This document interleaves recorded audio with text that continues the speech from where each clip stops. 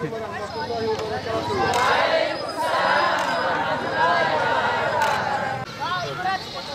Eğitim Birliği olarak şu anda Afrika'nın Uganda ülkesindeyiz. Orada ülkesindeyiz ve hayırseverlerimizin bizlere bağışlamış olduğu gıda paketlerini buradaki ihtiyaç sahiplerine dağıtıyoruz. Allah Teala hayırla kabul etsin inşallah. Buyurun.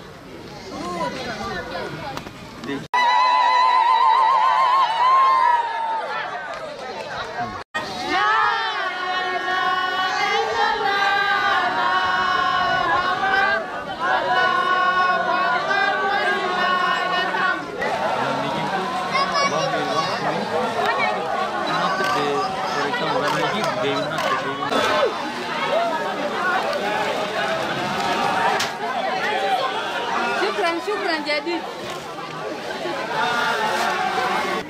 Uluslararası Yardım Kuruluşu Avrupa Eğitim Birliği olarak Ramazan Bağlı abimizin birinci canlı süt keçisini aileye veriyoruz. Aynı şekilde Ramazan Bağlı'nın ikinci süt keçisini bu ailemize teslim ediyoruz. Allah-u Teala hayrını kabul etsin inşallah. Uluslararası Yardım Kuruluşu Avrupa Eğitim Birliği olarak Halime Durmuş ve hayırseverleri adına canlı süt keçisini bu ailemize teslim ediyoruz. Aynı şekilde Ramazan Bağlı'nın 3. canlı süt keçisini de bu ailemize teslim ediyoruz.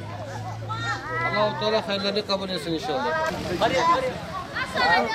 Ve hayırseverleri adına canlı süt keçimizi bu ailemize teslim ediyoruz. Uluslararası Yardım Kuruluşu Avrupa Eğitim Birliği olarak şu anda Afrika'nın Uganda ülkesindeyiz. Orada ülkesindeki ihtiyaç sahibi ailelerimize canlı süt keçisi projesi kapsamında ailelerimize teslim ettik. Allah-u Teala bütün hayırlarımızdan razı olsun. Allah-u Teala hayırlarını kabul etsin inşallah. Şimdi imamımız bir dua okuyacak. Buyurun.